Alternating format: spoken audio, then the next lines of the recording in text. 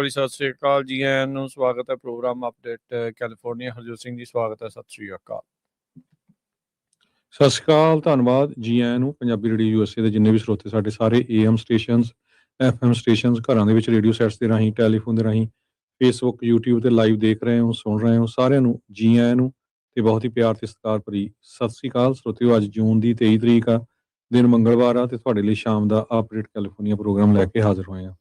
Programme ਨੂੰ sponsor ਕਰਦੇ ਨੇ ਖਾਲਸਾ ਇੰਸ਼ੋਰੈਂਸ ਏਜੰਸੀ, ਜਿਨ੍ਹਾਂ ਦੇ ਕੋਲੋਂ ਹਰ ਇੱਕ ਤਰੀਕੇ ਦੀ ਇੰਸ਼ੋਰੈਂਸ ਤੁਸੀਂ ਕਰਵਾ ਸਕਦੇ ਹੋ। ਇੰਸ਼ੋਰੈਂਸ ਬਾਰੇ ਪਤਾ ਕਰਨ ਲਈ call 408-272-2560। Tekiana immigration law firm, US immigration ਦਾ ਹੋਵੇ ਕਿਸੇ ਵੀ ਤਰੀਕੇ ਦਾ ਕੰਮ, call attorney J Tekiana 415-909-0573। Gurbachan Agra Sacramento, Kulwant Singh Jaspal Kaur Jahal, Satnam Singh Tatla Yuba City, Gurdev Sohal, Baljinder Singh Rashpal Kaur Jahal Antelope, Jaswinder Nagra Roseville, Avtar Singh Manzil Clovis, Joga Singh Pawar Orangevale, Sarabjit Singh Dhut Yuba City, Gurnek Bagri Fresno, Paramjit Singh Dakha Berkeley.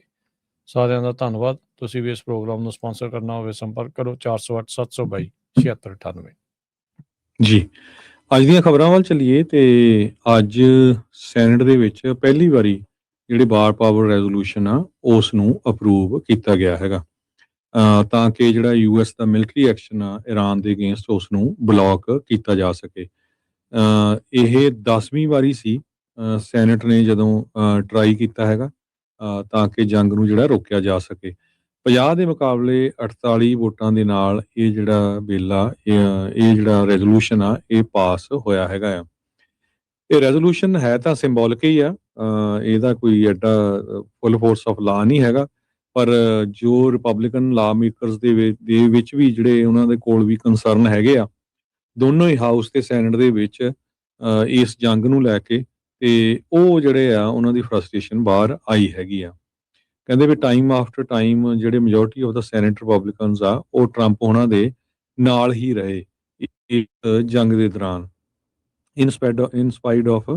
Instead of American people. ਇਹ ਸੈਨੇਟ ਡੈਮੋਕ੍ਰੈਟਿਕ ਲੀਡਰ ਚੱਕ ਸ਼ੂਮਰ ਹੋਣਾ ਨੇ ਅਨਾਊਂਸ ਕੀਤਾ ਹੈਗਾ ਆ। ਸ਼ੂਮਰ ਹੋਣਾ ਨੇ ਕਿਹਾ ਵੀ ਅਮਰੀਕਨਸ ਨੇ ਬਹੁਤ ਵੱਡੀ ਕੀਮਤ ਇਸ ਜੰਗ ਦੇ ਵਿੱਚ ਦਿੱਤੀ ਆ, ਉਹ ਜੋ ਟਰੰਪ ਹੋਣਾ ਦਾ ਇੱਕ ਤਰ੍ਹਾਂ ਨਾਲ ਹਿਸਟੋਰਿਕ ਬਲੰਡਰ ਸੀ ਇਰਾਨ ਦੇ ਵਿੱਚ।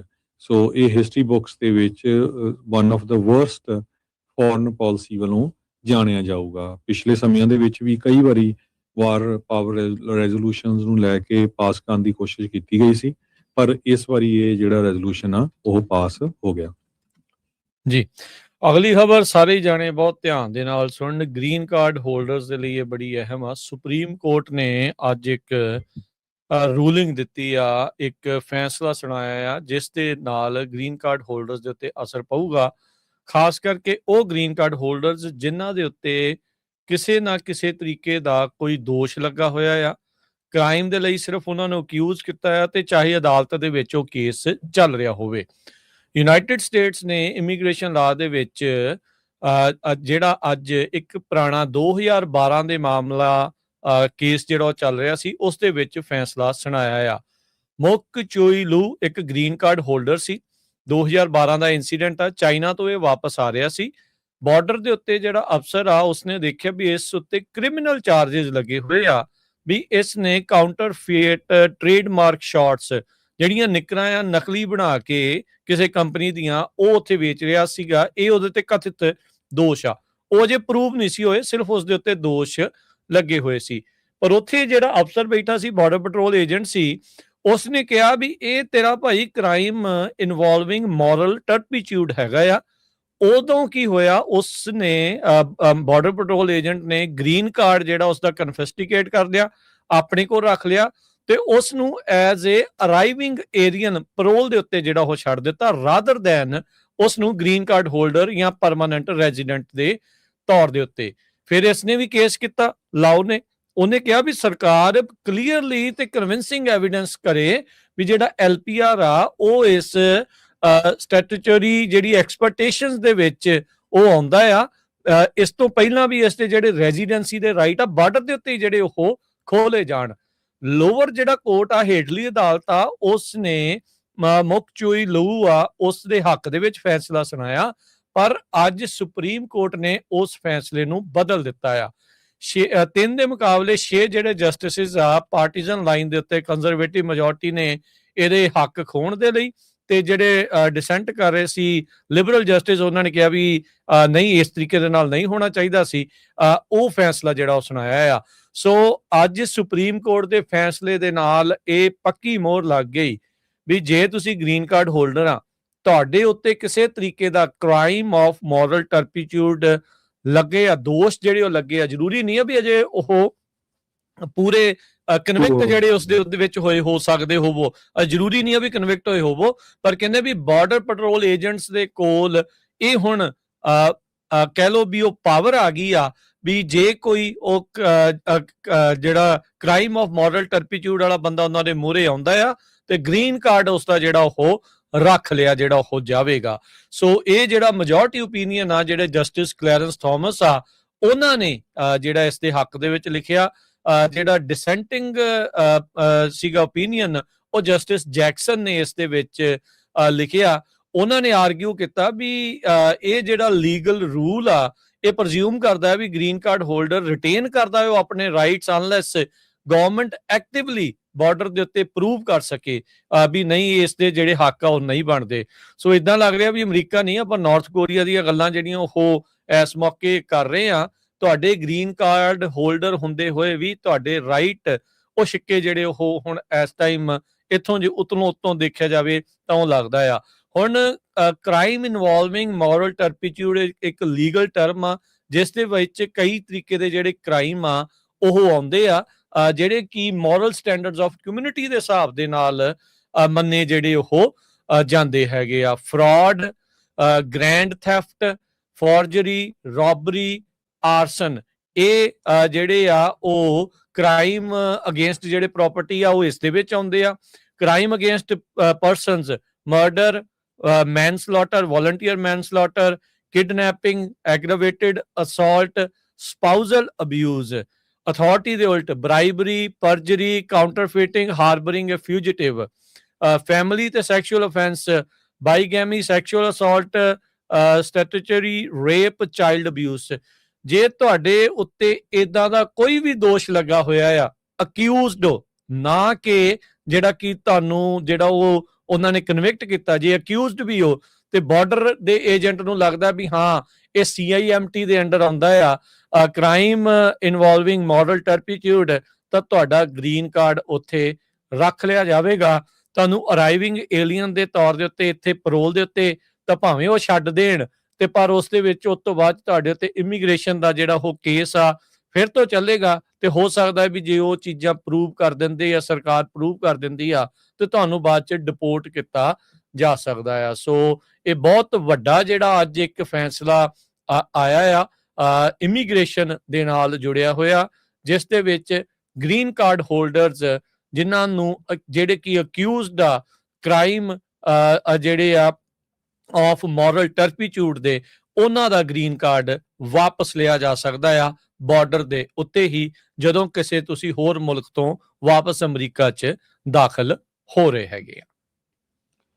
ਅਗਲੀ ਖਬਰ ਵਿੱਚ ਚਲੀਏ, ਬੜੀ ਮਾੜੀ ਖਬਰ ਆ ਰਹੀ ਹੈ। ਅੱਜ ਹਾਈਵੇ 9 ਦੇ ਉੱਤੇ ਸੈਰਾਟੋਗਾ ਕੈਲੀਫੋਰਨੀਆ ਦੇ ਬੇ ਏਰੀਏ ਦੇ ਵਿੱਚ ਇੱਕ ਜਿਹੜੀ ਕਾਰ ਆ ਉਹ 300 ਫੁੱਟ ਡੂੰਘੀ ਜਿਹੜੀ ਡਿੱਗ ਪਈ, ਪਲੰਜ ਹੋ ਗਈ।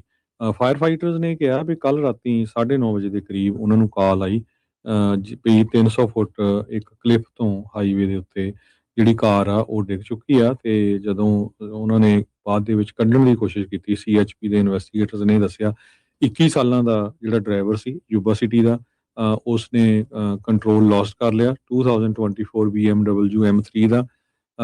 ਤੇ ਉਸ ਤੋਂ ਬਿਨਾਂ ਦੋ ਉਹਦੇ ਵਿੱਚ ਹੋਰ ਸਵਾਰ ਸੀਗੇ ਪੈਸੇਂਜਰ, ਇੱਕ 27 ਸਾਲਾਂ ਦਾ ਬੰਦਾ ਸੈਲਮ ਤੋਂ ਸੀ ਓਰੇਗਨ ਤੋਂ, 17 ਸਾਲਾਂ ਦਾ ਇੱਕ ਬੱਚਾ ਸੀਗਾ ਸੈਨੋਜ਼ੇ ਕੈਲੀਫੋਰਨੀਆ ਤੋਂ।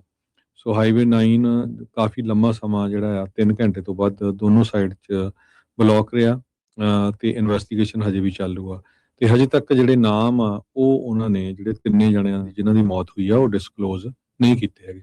ਜੀ ਹਰਜੋਤ ਸਿੰਘ ਜੀ, ਇੱਕ ਹੋਰ ਮੰਦਭਾਗੀ ਖਬਰ ਆ ਰਹੀ ਆ, ਇਹ ਨਦਰਨ ਕੈਲੀਫੋਰਨੀਆ ਦੀ ਇੱਕ ਲਾਇਬ੍ਰੇਰੀ ਤੋਂ, ਜਿੱਥੇ 18 ਸਾਲਾਂ ਦੇ ਇੱਕ ਸਸਪੈਕਟ ਨੇ ਜਿਹੜੀਆਂ ਆ ਉਹ ਇੱਕ ਲਾਇਬ੍ਰੇਰੀ ਦੇ ਵਿੱਚ ਗੋਲੀਆਂ ਜਿਹੜੀਆਂ ਉਹ ਚਲਾ ਦਿੱਤੀਆਂ, ਜਿਸ ਕਰਕੇ 2 ਜਾਣਿਆਂ ਦੀ ਹੁਣ ਮੌਤ ਹੋਈ ਆ।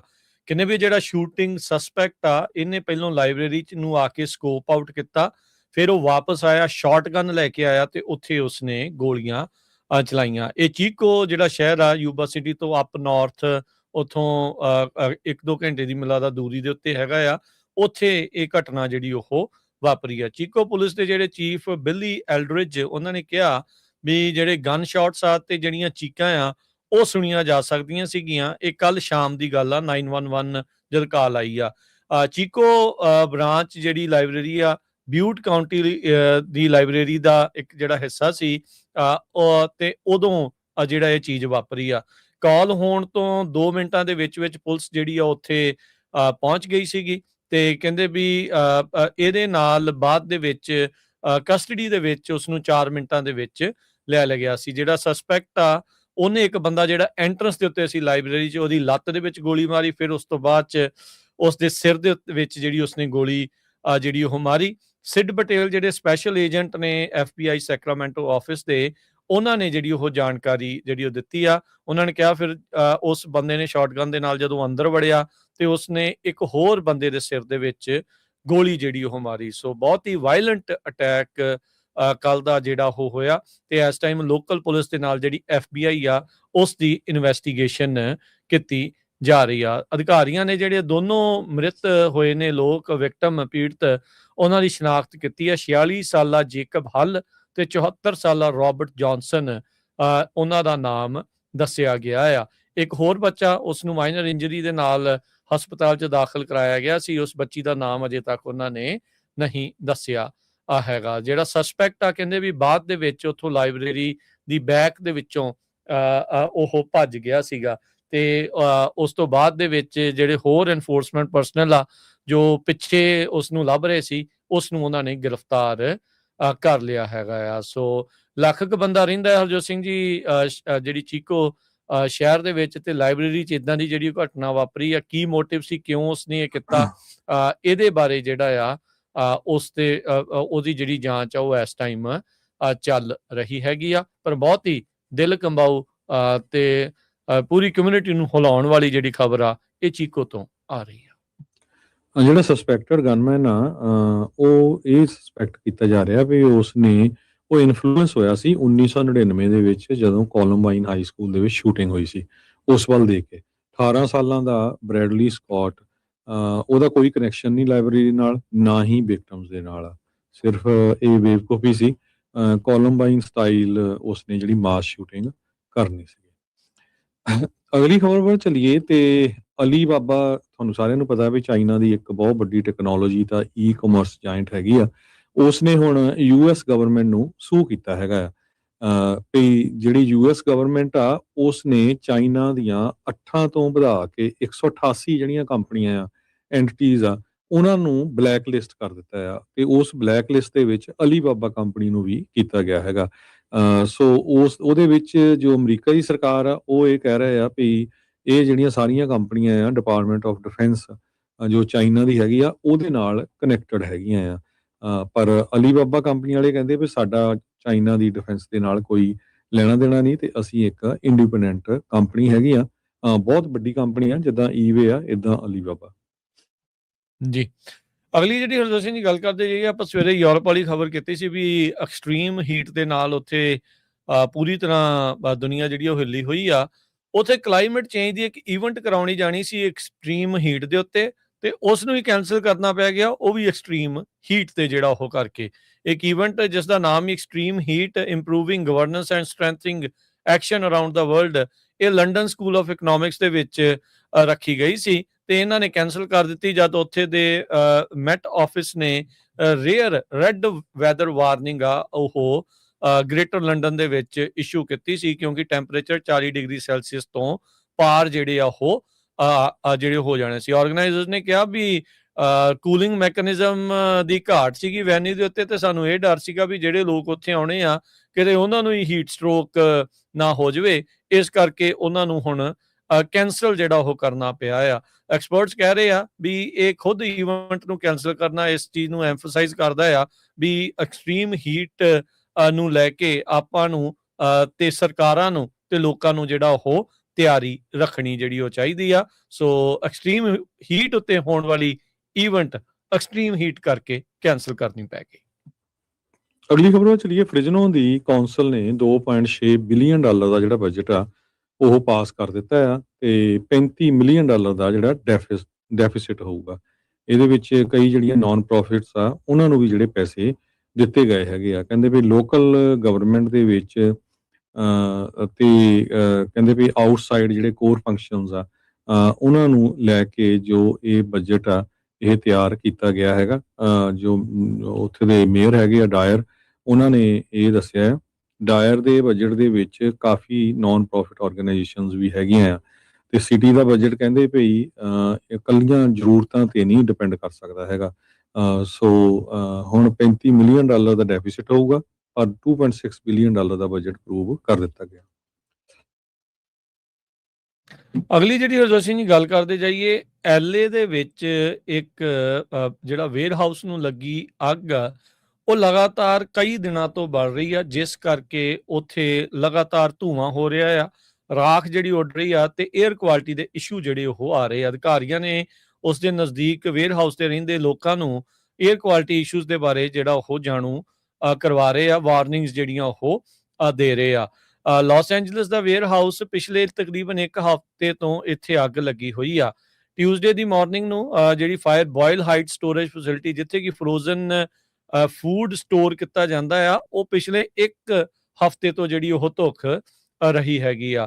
ਫੈਸਿਲਿਟੀ ਦਾ ਆਰਕੀਟੈਕਚਰ ਜਿਹੜਾ ਆ ਤੇ ਕੋਲਡ ਸਟੋਰੇਜ ਸ਼ੈਲਵਿੰਗਸ ਆ ਉਸ ਨੂੰ ਬਚਾਉਣ ਦੇ ਲਈ ਜਿਹੜੇ ਫਾਇਰ ਕ੍ਰੂਜ਼ ਆ ਲਗਾਤਾਰ ਪਿਛਲੇ 1 ਹਫ਼ਤੇ ਤੋਂ ਕੋਸ਼ਿਸ਼ ਕਰ ਰਹੇ ਆ। ਕਹਿੰਦੇ ਵੀ ਪੂਰੀ ਦੀ ਪੂਰੀ ਜਿਹੜੀ ਰੂਫ ਆ ਉਹ ਜਿਹੜੀ ਉਹਨੂੰ ਵੈਂਟੀਲੇਟ ਨਹੀਂ ਕਰ ਪਾ ਰਹੇ, ਕਿਉਂਕਿ ਉਹ ਇਨਸੂਲੇਟਡ ਰੂਫ ਹੈਗੀ ਆ ਤੇ ਪੂਰੀ ਤਰ੍ਹਾਂ ਉਹ ਕੰਪਰੋਮਾਈਜ਼ ਹੋ ਚੁੱਕੀ ਆ।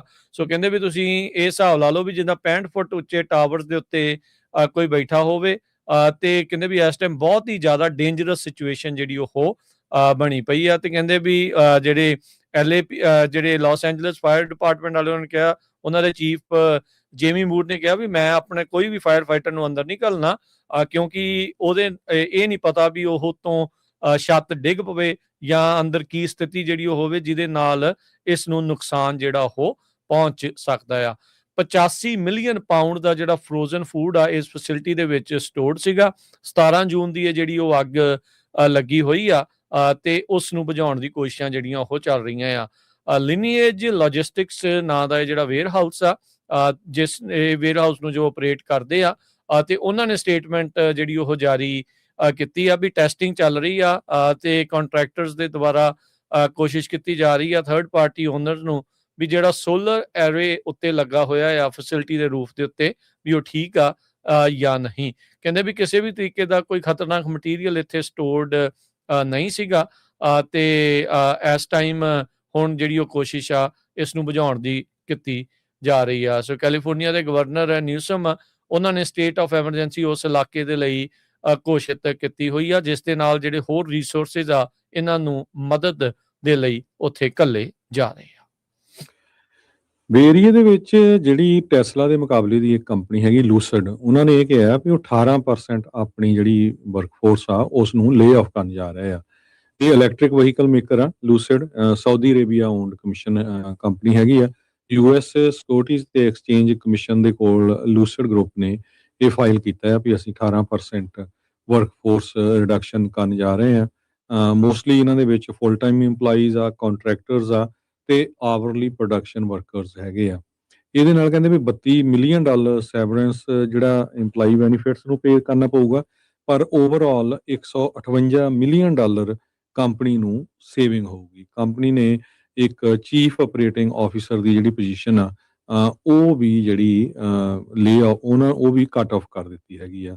Saudi Arabia owned Lucid based area ਦੇ ਛੋਟੇ ਜਿਹਾ ਟਾਊਨ ਨਿਊਯਾਰਕ ਦੇ ਵਿੱਚ ਆ, ਜੋ ਕਿ ਸਿਰਫ 11 ਮੀਲ ਦੂਰ ਆ, ਜੋ ਉਹਨਾਂ ਦਾ rival electric vehicle maker Tesla ਦੀ ਫਰੀਮੌਂਟ ਫੈਕਟਰੀ ਹੈਗੀ ਆ। ਜੀ ਹਰਜੋਤ ਸਿੰਘ ਜੀ, ਜਾਂਦੇ ਜਾਂਦੇ ਫੀਫਾ ਦੇ ਮੈਚਸ ਦੇ ਜੋ ਅੱਜ ਹੋਏ ਆ ਉਹਦੇ ਬਾਰੇ ਜੇ ਆਪਣੇ ਸਰੋਤਿਆਂ ਨੂੰ ਜਾਣਕਾਰੀ ਦਿੰਦੇ ਜਾਈਏ ਤਾਂ ਅੱਜ ਪੁਰਤਗਾਲ ਨੇ ਉਜ਼ਬੇਕਿਸਤਾਨ ਨੂੰ 5-0 ਦੇ ਨਾਲ ਪਟਕਣੀ ਜਿਹੜੀ ਉਹ ਦਿੱਤੀ। ਕ੍ਰਿਸਟੀਆਨੋ ਰੋਨਾਲਡੋ ਜਿਹੜੇ ਕਿ ਪਹਿਲੇ ਮੈਚ ਦੇ ਵਿੱਚ ਪੁਰਤਗਾਲ ਦੇ ਕੋਈ ਵੀ ਗੋਲ ਨਹੀਂ ਸੀ ਕਰ ਸਕੇ, ਉਹਨਾਂ ਨੇ 2 ਗੋਲ ਜਿਹੜੇ ਉਹ ਕੀਤੇ ਆ ਤੇ ਉਜ਼ਬੇਕਿਸਤਾਨ ਆਈ ਥਿੰਕ ਦੋਨੋਂ ਮੈਚ ਹਾਰਨ ਤੋਂ ਬਾਅਦ ਚ ਉਹ ਬਾਹਰ ਜਿਹੜਾ ਆ ਟੂਰਨਾਮੈਂਟ ਤੋਂ ਹੋ ਚੁੱਕਾ ਆ। ਦੂਜਾ ਮੈਚ ਪਨਾਮਾ ਤੇ ਕ੍ਰੋਏਸ਼ੀਆ ਦਾ ਹੋਇਆ, ਜਿਸ ਦੇ ਵਿੱਚ ਕ੍ਰੋਏਸ਼ੀਆ ਨੇ 1-0 ਦੇ ਨਾਲ ਜਿਹੜੀ ਆ ਉਹ ਜਿੱਤ ਪ੍ਰਾਪਤ ਕੀਤੀ। ਤੀਜਾ ਮੈਚ ਅੱਜ ਦਾ ਇੰਗਲੈਂਡ ਤੇ ਗਾਨਾ ਦੇ ਦਰਮਿਆਨ ਸੀਗਾ। ਕੋਈ ਵੀ ਟੀਮ ਗੋਲ ਕਰਨ ਦੇ ਵਿੱਚ ਕਾਮਯਾਬ ਨਹੀਂ ਰਹੀ ਤੇ 0-0 ਦੇ ਨਾਲ ਮੈਚ ਡਰਾ ਰਿਹਾ। ਤੇ ਹੁਣ ਤੋਂ 1 ਘੰਟੇ ਬਾਅਦ ਕੋਲੰਬੀਆ ਤੇ ਕਾਂਗੋ ਦੇ ਦਰਮਿਆਨ ਅੱਜ ਦਾ ਅਖੀਰਲਾ ਮੈਚ ਖੇਲਿਆ ਜਿਹੜਾ ਉਹ ਜਾਣਾ ਹੈਗਾ ਆ। ਸੋ ਇਹ ਆ ਤੇ ਕੱਲ ਤੋਂ ਹਰਜੋਤ ਸਿੰਘ ਜੀ 6-6 ਮੈਚ ਇੱਕੋ ਟਾਈਮ ਦੇ ਉੱਤੇ ਖੇਡੇ ਜਿਹੜੇ ਉਹ ਜਾਣਗੇ। ਸੋ 3 ਗਰੁੱਪਾਂ ਦਾ ਕੱਲ ਫੈਸਲਾ ਜਿਹੜਾ ਹੋ ਜਾਣਾ ਵੀ ਕਿਹੜੇ ਨੌਕਆਊਟ ਸਟੇਜ ਦੇ ਵਿੱਚ ਜਾਣਗੇ ਤੇ ਕਿਹੜੇ ਜਿਹੜੇ ਆ ਉਹ ਘਰੇ ਜਿਹੜੇ ਉਹ ਜਾਣਗੇ। ਸੋ ਇਹ ਸਿਚੁਏਸ਼ਨ ਬਣੀ ਆ। ਸੋ ਆਉਂਦੇ 3-4 ਦਿਨਾਂ ਦੇ ਵਿੱਚ ਰਾਊਂਡ ਆਫ 32 ਦੀਆਂ ਜਿਹੜੀਆਂ 32 ਟੀਮਾਂ 48 ਦੇ ਵਿੱਚੋਂ ਉਹਨਾਂ ਦਾ ਜਿਹੜਾ ਫੈਸਲਾ ਉਹ ਹੋ ਜਾਵੇਗਾ। ਤੇ ਕਰੰਸੀ ਦੀ ਗੱਲ ਕਰਦੇ ਜਾਈਏ, $1 ਦੇ ਬਰਾਬਰ ਕੈਨੇਡਾ ਦੇ $1 ਤੇ 42 ਸੈਂਟ ਰਹੇ ਆ, ਪਾਕਿਸਤਾਨ ਦੇ $278 ਤੇ 16 ਪੈਸੇ, ਇੰਡੀਆ ਦੇ $94 ਤੇ 82 ਪੈਸੇ। ਮਾਰਕੀਟ ਦੇ ਵਿੱਚ ਜਿਹੜਾ ਹਰਜੋਤ ਸਿੰਘ ਜੀ ਗੱਲ ਕਰਦੇ ਜਾਈਏ, ਡਾਓ ਜੋਨ ਅੱਜ 46 ਪੁਆਇੰਟ ਘਟ ਕੇ 51,600 ਤੇ 67 ਦੇ ਉੱਤੇ ਬੰਦ ਹੋਇਆ। S&P 103 ਪੁਆਇੰਟ ਘਟ ਕੇ 7365 ਦੇ ਉੱਤੇ ਬੰਦ ਹੋਇਆ। ਨੈਸਡੈਕ 580 ਪੁਆਇੰਟ ਘਟ ਕੇ 25,587 ਦੇ ਉੱਤੇ ਬੰਦ ਹੋਇਆ। SpaceX ਜਿਹਨੇ ਡੈਬਿਊ ਦੇ ਉੱਤੇ $25 ਬਿਲੀਅਨ ਰੇਜ਼ ਕੀਤੇ ਸੀ, ਉਹ ਆਪਣੇ ਇਨੀਸ਼ੀਅਲ ਸਟਾਕ ਪ੍ਰਾਈਸ ਜਿਹੜਾ ਡੈਬਿਊ ਕੀਤਾ ਸੀ $150 ਦਾ, ਉਸ ਤੋਂ ਜਿਹੜਾ ਉਹ ਹੇਠਾਂ ਆ ਗਿਆ ਹੈਗਾ ਆ। ਸੋ ਇਹ ਜਿਹੜੀ ਸਿਚੁਏਸ਼ਨ ਆ ਉਹ ਉਹਨਾਂ ਦੀ ਇਸ ਟਾਈਮ ਜਿਹੜੀ ਉਹ ਬਣੀ ਹੈਗੀ ਆ। So let's see Ki overall ਜਿਹੜਾ ਉਹ ਬਣਦਾ ਹੈ। ਸੋ ਜਿਸ ਵੈਲਿਊ ਤੋਂ ਉਹਨਾਂ ਨੇ ਸ਼ੁਰੂ ਕੀਤਾ ਸੀਗਾ, ਆਈ ਥਿੰਕ 150 ਦੇ ਇਰਦ ਗਿਰਦ, ਉਹ ਹੁਣ 160 ਤੋਂ ਜਿਹੜਾ ਹੇਠਾਂ ਆ ਉਹ ਆ ਚੁੱਕਾ ਹੈਗਾ ਆ। ਸੋ ਉਹਨਾਂ ਨੇ ਜਿੰਨਾ ਗੇਨ ਕੀਤਾ ਸੀ ਉਹ ਸਾਰਾ ਹੀ ਲੂਜ਼ ਕਰ ਲਿਆ ਹੈਗਾ ਆ। ਤੇ ਇਸ ਦੇ ਨਾਲ ਜੇ ਤੁਹਾਨੂੰ ਗੋਲਡ ਦੀ ਕੀਮਤ ਦੱਸਦੇ ਜਾਈਏ, $4113 ਪ੍ਰਤੀ ਟਰੋਏ ਆਉਂਸ, ਕੱਚੇ ਤੇਲ ਦੀ ਕੀਮਤ $73 ਪ੍ਰਤੀ barrel, 10-year yield 4.49%, crypto currency ਚ ਬਿਟਕੋਇਨ 62,846, ਅਥੀਰੀਅਮ $1665 ਦੇ ਬਰਾਬਰ ਚੱਲ ਰਿਹਾ ਹੈ। ਇੱਥੇ ਹੀ ਸਰੋਤਿਆਂ ਤੋਂ ਇਜਾਜ਼ਤ ਲੈਂਦੇ ਹਾਂ। ਮੇਰੇ ਹਰਜੋਤ ਸਿੰਘ ਵੱਲੋਂ, ਮੇਰੇ ਰਾਜਕਰਮਜੀਤ ਸਿੰਘ ਵੱਲੋਂ ਸਭ ਨੂੰ ਪਿਆਰ ਭਰੀ ਸਤਿ ਸ੍ਰੀ ਅਕਾਲ। ਸੁਣਦੇ ਰਹੋ, ਦੇਖਦੇ ਰਹੋ ਪੰਜਾਬੀ ਰੇਡੀਓ USA।